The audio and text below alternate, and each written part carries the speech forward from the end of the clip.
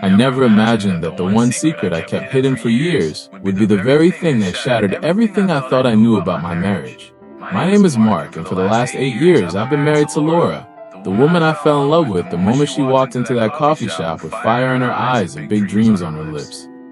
She was ambitious, driven, unstoppable, and I loved her for it. We built what looked like the perfect life from the outside. She climbed the corporate ladder faster than anyone I'd ever seen, landing the role of CEO at one of the city's biggest tech firms. Every night she'd come home in her sharp suits, exhausted but glowing with pride, telling me about the deals she closed and the team she inspired. I'd listen, smile, and nod. But inside, my heart was quietly breaking, because every single day, without fail, she reminded me how much of a failure I was. "You know, Mark," she'd say over dinner, her voice dripping with disappointment, "I'm out there running a multi-million-dollar company, making real decisions, and you're what? Still tinkering with your little side projects from home? When are you going to amount to something?" Her words cut deeper each time. I'd feel that familiar sting in my chest, the way my throat would tighten. But I never fought back. I just absorbed it. Because I had a secret I swore I'd never tell her. I own the company where she works as CEO. I founded it 10 years ago, right before we met. It started as a small startup in our old apartment, but I sold the public face of it and kept silent ownership through a private trust. I wanted her to succeed on her own merit, without anyone whispering that she only got the job because of me. I wanted to protect her pride, so I stayed quiet. I played the part of the quiet, unsuccessful husband while she soared. But what I didn't know that day was how much longer I could keep pretending. One evening, she stormed through the door, heels clicking angrily on the hardwood. She tossed her bag on the counter and looked at me like I was the biggest disappointment in her life. "Another day of carrying this whole family on my shoulders," she snapped. "And you're just sitting here again. God, Mark. Do you even realize how embarrassing it is to tell people my husband does nothing?" I felt the familiar wave of her wash over me. But this time, something else stirred underneath it. Something cold and quiet. Strength, because the truth had been sitting inside me like a storm waiting to break.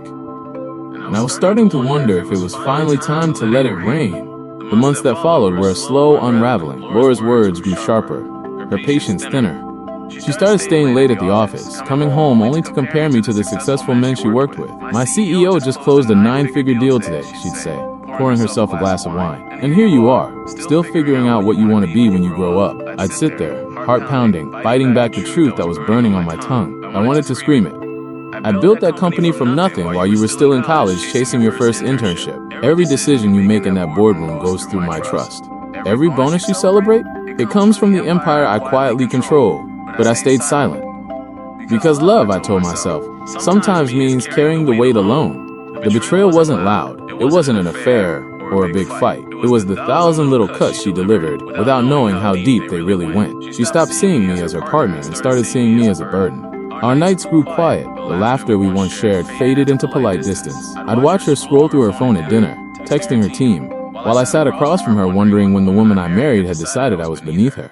Inside, I was shattered. Nights I'd lie awake, staring at the ceiling, replaying every insult, every eye roll, every sigh of disappointment. The pain turned into something heavier. Anger, then resolve. I realized I wasn't protecting her anymore. I was protecting a lie that was destroying both of us. One afternoon, I sat in my hidden home office, the one she never entered because she assumed it was just my little hobby space, and pulled up the company's confidential files. There it was in black and white. My name on the ownership documents. The trust that made every major decision ultimately mine. I stared at the screen for a long time, tears blurring my vision. I had given her everything, space to shine, freedom to lead, the illusion that she had earned it all on her own. And in return, she had broken me down until I barely recognized myself. But something shifted that day. The hurt didn't disappear, but it transformed. I felt my spine straighten for the first time in years. I wasn't the failure she painted me to be. I was the man who had built an empire in silence, who had loved her enough to stay hidden, and who was finally ready to stop hiding. The secret that once felt like a shield now felt like chains, and I was done wearing them. The day everything changed started like any other. Laura was preparing for the annual leadership gala, the biggest night of the year for the company. She spent hours choosing her dress, practicing her speech about vision and leadership, and reminding me, one last time, how lucky she was to have made it while I had not. I just wish you could see what real success looks like, she said, kissing my cheek out of habit more than affection. Maybe one day you'll get there. I smiled softly. Maybe I will. That evening, I walked into the grand ballroom, dressed in a tailored suit she had never seen me wear. The room was filled with executives, board members, and employees, all people who reported to her every day. Laura was on stage mid-speech when the host announced a special guest, me. I stepped onto the stage under the bright lights. The entire room fell silent as I took the microphone. Laura's face went pale. She looked at me like I was a stranger. "Good evening," I said, my voice steady for the first time in years. "Many of you know me as Laura's husband, the one who stays in the background. But there's something I've never shared. I founded this company 10 years ago. I've been the silent owner through a private trust ever since. Every decision, every promotion, every success you've celebrated, it's all been under my watch." Gasps rippled through the crowd. Laura's hands trembled on the podium. Her perfectly rehearsed speech crumbled in her mind. I could see it in her eyes. I turned to her gently. No anger in my voice, just truth. "Laura, you've called me a failure for years. You've carried the weight of this company on your shoulders, believing I contributed nothing. But I've been here the whole time. I let you lead because I loved you. I wanted you to shine. Tonight, I'm not here to take anything away from you. I'm here to set us both free from the lie." The room erupted in stunned whispers. Laura stood frozen, tears streaming down her face. In that moment, every insult she had thrown at me came crashing back on her. The betrayal she had inflicted without knowing was now fully exposed. Later that night, back at home, she sat on the edge of our bed, broken in a way I had never seen. "Why didn't you tell me?" she whispered.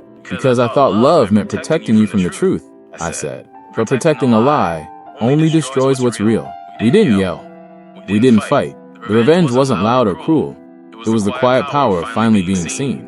She resigned from the CEO position the following week, not out of force, but out of her own shattered pride. We tried counseling, but some fractures run too deep. Today I walk through the company halls openly. The weight is gone.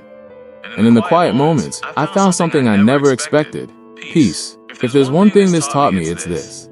Never let someone dim your light because they can't see your worth. The truth always finds its way out, and when it does, it doesn't just expose the lies. It frees the people brave enough to face it. I loved her once with everything I had, but loving myself? That was the real revenge. And it feels like the beginning of something better.